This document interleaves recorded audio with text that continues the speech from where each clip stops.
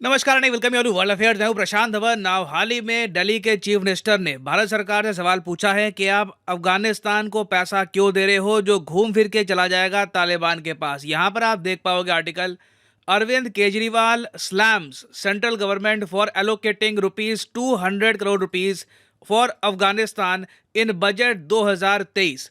अब यहाँ पे आप देख पाओगे ये इनकी ट्वीट है। ये कह रही हैं कि अपने देश में शिक्षा, स्वास्थ्य और दिल्ली का फंड काट कर तालिबान को फंड देना क्या सही है। लोग इसका सख्त विरोध कर रहे हैं। तो अगेन नीचे आप देखोगे ना कि ये रिप्लाई किस कर रहे हैं, किस ट्वीट का।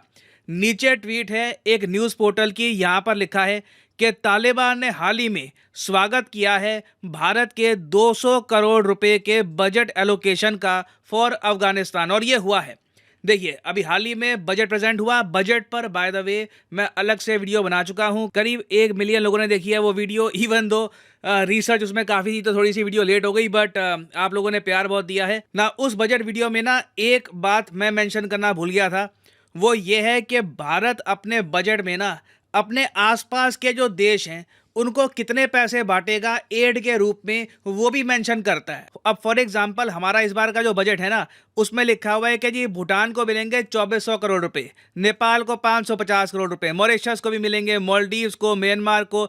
अब फिर आप देखोगे अफगानिस्तान और बांग्लादेश, इन दो देशों को 200 करोड़ रुपए मिलेंगे। उसके बाद श्रीलंका की का भी नंबर है।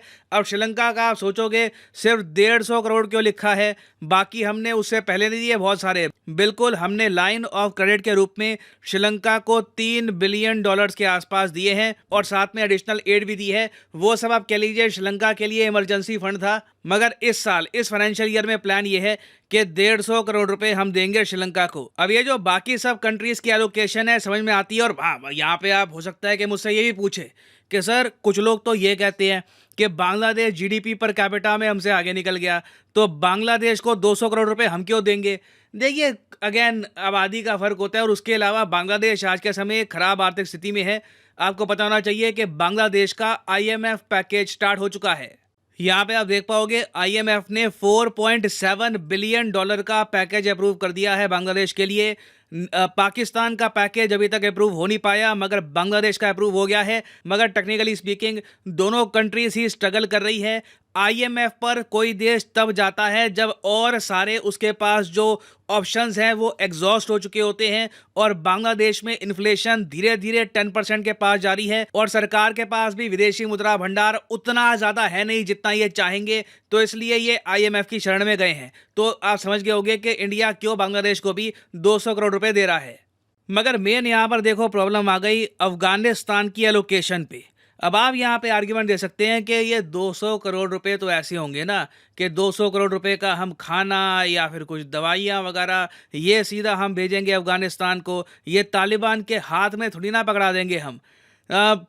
ऑनेस्टली ये बात अभी क्लियर नहीं है कि ये अमाउंट कैसे होगा। मोस्ट प्रॉब्ली मेरा ये मानना है जो अब तक चलता आया है सिस्टम, कि पैसा सीधा या तो डब्ल्यूएचओ या फिर अफगानिस्तान में जो वेरियस एनजीओज हैं उनको हम देंगे ताकि डायरेक्ट जो जनता है उनके पास ये पैसा आए। अफगानिस्तान की जो करंट गवर्नमेंट है जो तालिबान चला रहा है उसको डायरेक्टली पैसा दिया जाएगा, ये कहीं पर लिखा नहीं हुआ। मगर आज के समय ना अफगानिस्तान को कोई एड में भी पैसे नहीं दे रहा। रीज़न पता है क्या है? हाल ही में क्या हुआ कि तालिबान ने कंप्लीट बैन लगा दिया विमेन एजुकेशन पे। अब देखिए एक टाइम था ह्यूमन हिस्ट्री में जब औरतों को बहुत कम राइट्स थे। औरतें वोट नहीं कर सकती थी, पढ़ाई लिखाई नहीं कर सकती थी, औरतों को बिल्कुल ढक के घर में रखा जाता था, बाहर भी इतना नहीं निकल पाती थी।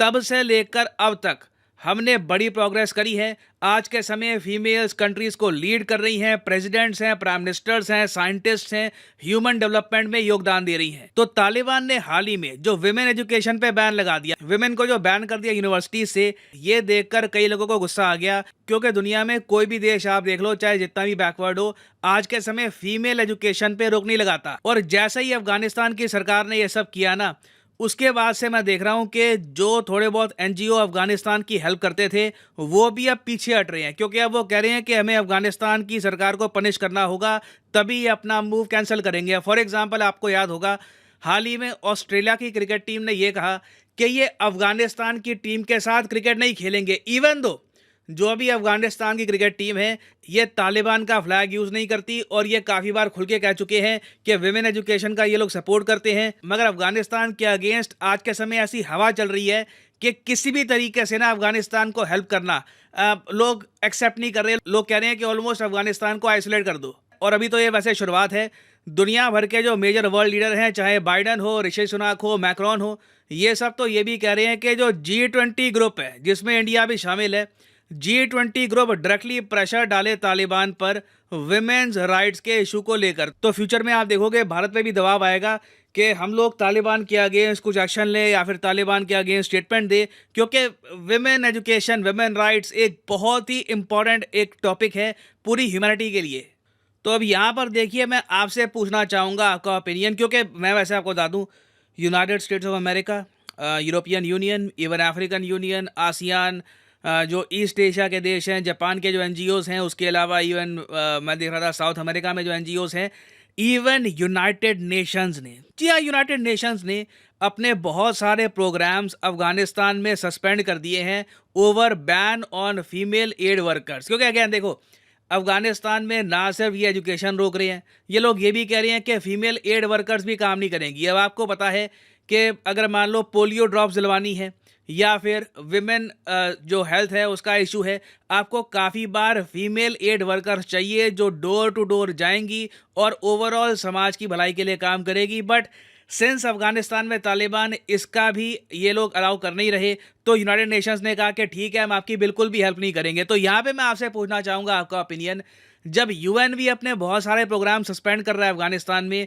क्या ऐसे टाइम में इंडिया को 200 करोड़ रुपीस भी देने चाहिए अफगानिस्तान को? लिखिएगा इसके बारे में कमेंट सेक्शन में, आपका इस पर क्या ओपिनियन है, मैं जानना चाहूंगा आपके थॉट्स। और फाइनली यहाँ पर मैं ये भी ऐड कर दूं कि लाइफ में अगर आप एक बार प्रॉपरली एक एग्जामिनेशन की तैयारी करना चाहते हैं, घर बैठे या काम करते हुए कहीं भी, तो अन अकेडमी के क्वालिटी कोर्सेज आप परचेज कर सकते हैं at a heavy discount. Simply जाइए कमेंट सेक्शन में, यहाँ पे आपको मिलेंगे एग्जाम्स के link. For example let's say आप प्रिपेयर कर रहे हैं यूपीएससी के लिए, तो यूपीएससी के लिंक पर यहाँ पे आपको करना है क्लिक और यहाँ पे आप कर सकते हैं परचेज यूपीएससी का कोर्स, जिसके अंडर प्रीलिम्स और मेंस दोनों यहाँ पे आपके कवर होंगे। अगर आप चाहते हैं कि सिर्फ 3 महीने का कोर्स परचेज करना है या 6 महीने का फॉर द प्रीलिम्स, ये भी आप कर सकते हैं परचेज। मगर जो प्राइसेस यहाँ पर लिखे हैं ये कभी भी पे मत कर देना, सिंपली कोड यूज करो PD10 और अपने आप प्राइसेस गिरने स्टार्ट हो जाएंगे। You will be able to save a lot of money, so use the code PD10 and save money. So इसी नोट के साथ ये है वीडियो का अंत। Thank you for listening and as always God bless you all.